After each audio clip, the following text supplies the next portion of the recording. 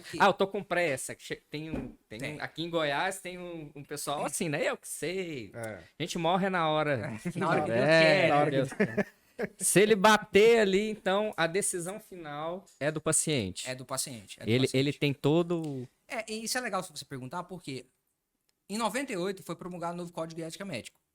Em 98 foi inserida ali uma força maior ainda para a vontade do paciente. Porque antigamente o médico tinha mais liberdade decisória. Então ele estava dentro da sala de cirurgia, dentro do procedimento, e falava: vou fazer isso, o paciente. Ah, mas eu não quero fazer isso. Não, mas tem que fazer porque isso.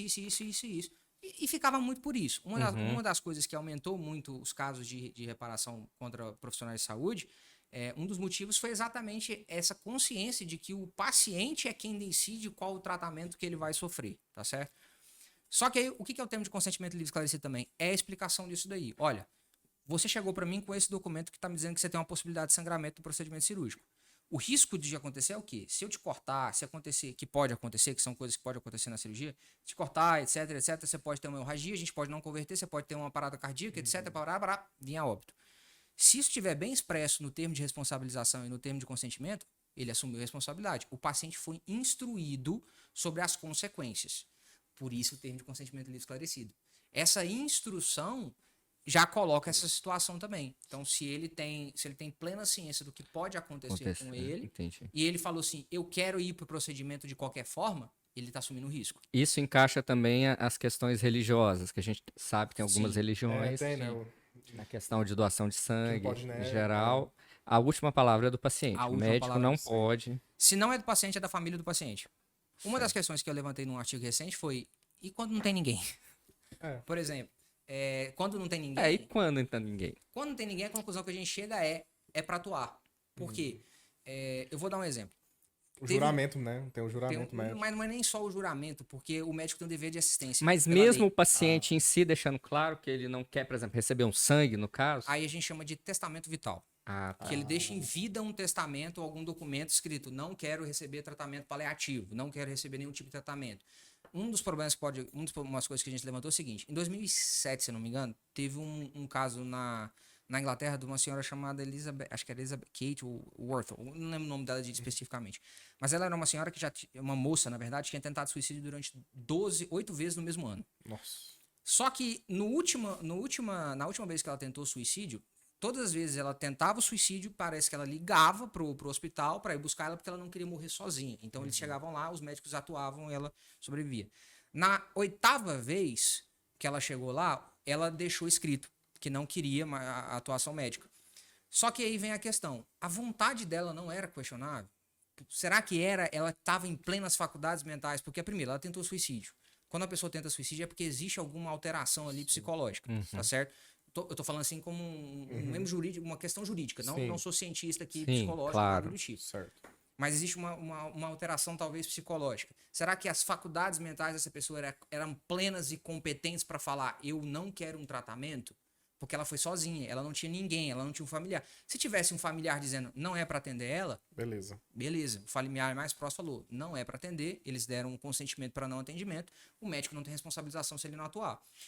E aí é interessante, levanta essa questão. No caso dela, o médico atua ou não atua? Você como médico atuaria ou não atuaria? Você como profissional?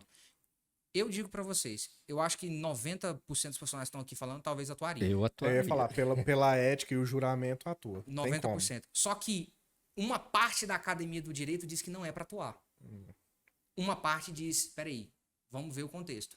Eu sou da parte que digo, vamos ver o contexto.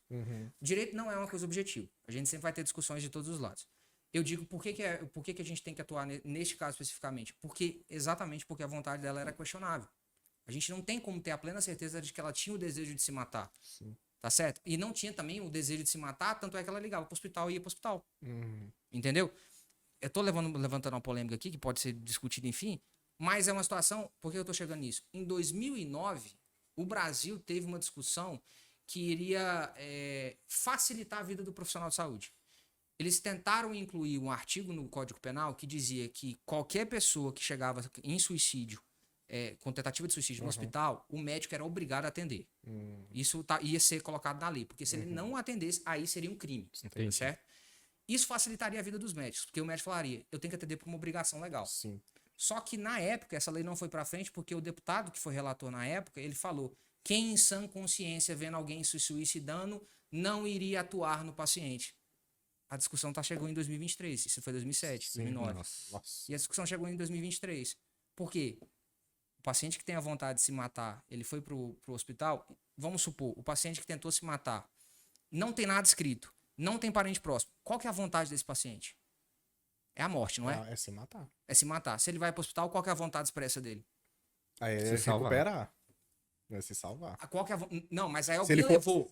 Se Alguém alguém levou. levou. Aí A não. ambulância levou, encontrou ele jogado debaixo de uma ponte. Ninguém não. sabe que ele falou assim: olha, eu vi que ele se jogou. Então, Foi não. isso. Aí E a vontade dele é só se matar, né? Até então. Mas e se ele no meio do caminho se arrependeu? É muito Mas complexo. tem muitas variávees. Essa discussão Muitas abre até- variáveis. abre Eu até- acho que deveria atender e deixa pra próxima. Atende. Não é Nesse caso, coisa de eu digo, brincar, não, mas assim, nesse não é caso, tem que brincadeira. atender. Atende, deixa pra próxima. Isso abre até parâmetros. É. Por exemplo, dependendo se for aprovado esse tipo de lei, não abre discussão pra questão até da eutanásia, não, no Brasil. Exatamente. Uma das outras coisas que abre é nesse mesmo sentido. Mas peraí, se a pessoa quer se matar,